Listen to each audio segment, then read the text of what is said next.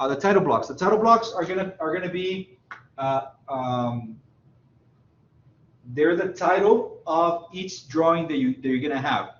Doesn't matter if it's whatever type of drawing, it's floor plan, roof plan, whatever it might be. It is encapsulated, or it's inside a title block. So the title blocks, every sheet that you print is going to have a title block. And again, the information that on the video that it's there, it shows there the information that it contains. Now the title block, it is going to depend the size of that. I'm drawing very crooked here. It's going to depend on the size of your sheet, right? So you're going to have your sheet, whatever size it might be. We're going to cover that right now. And then your title block, more than likely, is going to be on the right side. Get a darker marker. Right? So it's going to be on the right side more than likely. And what is going to contain, why do we need the title block? Well, the title block has information that pertains to the drawing that it's here, and also who drew it, and important information in regards to the company, in regards to the date, who drew it, who revised it, the title sheet. So this is like, imagine this, it's a page on a book or on a magazine. Each page that you have on a book or magazine has a number, and it has some sort of a structure. So the title block itself, every sheet that you see in a drawing is going to have a title block. And again, you can watch this in the video. But just make sure, for what I want you guys to just grasp the idea is the information that it contains. It's going to contain information like the logo, and again, the way that it's designed is going to be up to every company. So it has information about the company. It could be an engineer, it could be a designer, it could be an architect. It's going to have information such as the project name, okay, project name, project address. It's going to have who drew it, who designed it. It's going to have the date that it was designed and drew. Some title blocks have if it's issued for permit, if it's issued for construction, if it's issued for review. So, but what I'm trying to get at is that the title block is going to contain information of the company and of the process that it has. It's going to contain also maybe like the scale, what scale the drawing is. And then something that is very important that I want to cover is that it's going to have a sheet number. Okay, sheet number. Sheet number, again, it could be at the bottom. Some have it on the middle. More than likely, it's going to be at the bottom, okay, on the title block. And the sheet number, it's the identification of the actual sheet, right? Just like a book, if we tell you, okay, open your books and open it to page 45, you open your book, you look at the bottom, you look at page 45. When it comes to drawings, each sheet that we have is going to contain a sheet number. Now, this is going to be very important because this is how you're going to find information or reference information from sheet to sheet. There you go. All right. So we're going to have the sheet number. Now, again, this is very going to be important. When you see a sheet number, and you're going to see it if you get a set of drawings, you're going to notice, I don't know if the book talks about that, but you're going to notice that each sheet is going to start with a different letter. Okay? Some sheets are going to start with the letter A. Okay? Some sheets are going to start with the letter C. Some sheets are going to start with the letter P. Some sheets are going to start with the letter S. Some sheets are going to start with the letter M, and so on and so forth. All right? Now, do any of you know why this sheet start with different letters? Why do we going to have some sheets to start with an A? Why some sheets to start with a C or P or S or M, and so on and so forth? Anyone? For example, this sheet might start, or it's going to be labeled as A 1.0.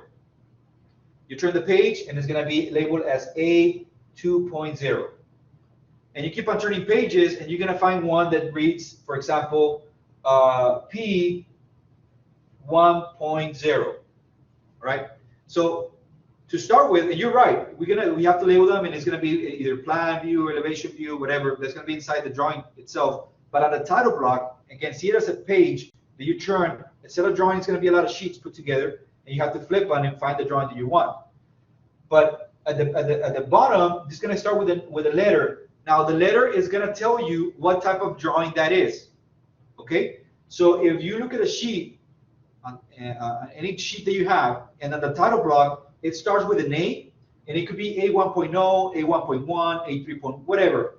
If it starts with an A, that means that that's an architectural drawing. Okay? It's an architectural drawing. We're good? Now, following that, if it starts with a C, what type of drawing do you think that is? Some of you might be taking some of those courses. It's architectural, and if it's architectural, it's civil, right? So we start with a C, it's a civil drawing. All right? Now, let me backtrack a little bit. This set of drawings you're going to see in which they're going to include title blocks. Remember that it's, well, we have not covered it yet, but if you have seen a set of drawings, it contains information of how to build either a house or a commercial building, right? So it contains all the information that is needed to build. Let's take a house. All the information that it takes to build a house. Now, when it comes to building a house, what are the different things that you need? Okay, you need to know about the civil, or you need to know the site plan. You need to do the floor plan, the roof plan, the elevations. So in other words, it's a concept that we have, right? It's a concept that we have that I think we discussed it last time. It's a communication that we have. Like there's a designer, it communicates to the builder and gets information from the owner. You design it, you give it to the builder, and this communication going back and forth. We cannot do it verbally because it's going to take too long. So we put it on drawings, and those drawings are gotten by the builder, and they can build it. So, but we have to do it by disciplines, right? So in other words, we have to see the house, in this case, from all different aspects, so we can communicate clearly what is it that we want. Some of those aspects are going to be the floor plan, where we want the walls, where we want the doors, where we want the restrooms to be, in the rooms, and so on, the layout of the house. Another plan is going to be the roof plan, how we want the roof to be, how high, how the pitches are going to run. Another drawing that we're going to have, for example, are going to be the elevations. How do we want the exterior to look? Some are going to be the inside elevations. How do we want the kitchen to look? Some other drawings are going to be the foundation. How do we want to work the foundation? The site plan. Exactly where are we going to put our house and the piece of land that we have. So as you can see, the plumbing. How are we going to run the plumbing? How are we going to put the air conditioning ducts so that we can cool down our house? So it's different plans, but all of them are pertaining to one structure, right? You kind of slice it, right? This is for the floor. Whoever's going to frame it, here you do this. Electrical, you do this. So you kind of slice the same house, see it as with different layers or slices, and those are going to be the sheets that pertain to a particular trade. Okay? Now that's a general concept. Now let's move on to a commercial building, which is a lot bigger, right? When you draw a commercial building, let's say that let's take for example a school. If the architect is going to take care of all the architectural drawings, right? He's gonna seal it, or she. He or she is gonna seal the drawing, saying, "I'm the architect. Everything the architectural drawings, it's good." But he cannot approve of the civil drawings. So who's gonna seal those drawings? The civil engineer. So the civil engineer is gonna provide the drawings for that project, for that school, but everything that pertains to civil, he's gonna get it, draw it, and then put it on the packet. So now we have architectural drawings and we have civil drawings. Okay? Then the structural engineer. We're gonna have columns, we're gonna have weight coming down, we have 2 stories.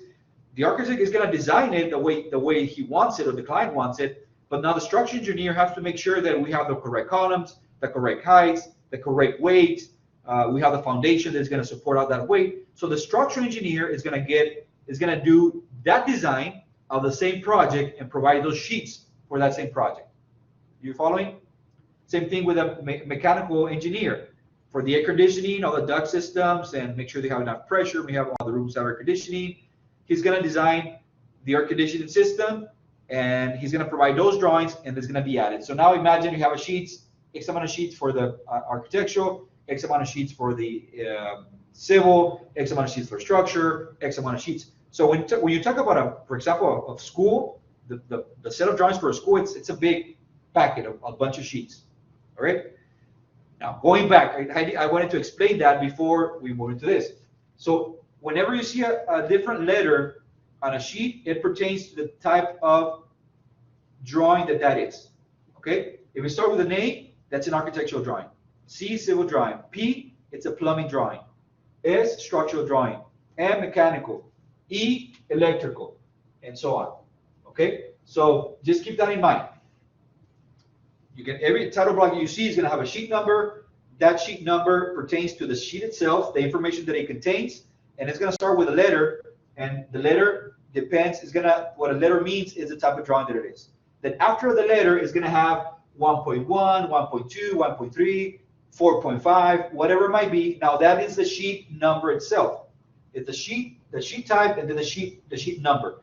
The sheet number is going to be used to reference information back and forward. For example, you have a floor plan, and you're going to put a, and we're going to learn this as we come. I just want to throw it out there. You need it to reference drawings. Okay, for example, you do your drawings, right? And now going back to, I didn't get the name, whoever mentioned right now about the drawings here. So this is going to be the drawing sheet number, I'm sorry, or sheet number. But then every drawing that you have here, it's going to have its own name and number.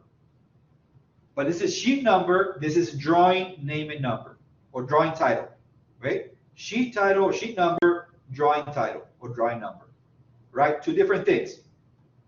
This pertains to the sheet, this pertains to the drawing here. Now, it could be 1, it could be 3, it could be 4, doesn't matter, depends on what type of drawings you're doing, right? So two different things, sheet number, drawing number, right? Now, why is this important? Because let's say you drew, and again, it's a big stack like this, right? And you drew the architectural drawings. And one of the subcontractors calls and says, we have a question on your sections, on your building sections. They're not clear. Can you provide more information, or can you clarify? And you're going to be, okay, which one is it? They're not going to be, it's on, it looks kind of like this, or it looks kind of like that. No, they have to be very precise. So they're going to tell you, okay, it's drawing 3 at sheet A 5.2, right? Drawing 3 at sheet A 5.2. So you go to sheet A 5.2, you look for it, sheet, and then you go to drawing 3, and you can find exactly what they're talking about. Does that make sense? So it's drawing, you go sheet number, drawing number. Okay? And again, as we go, we're going to learn, we're going to see this more and more.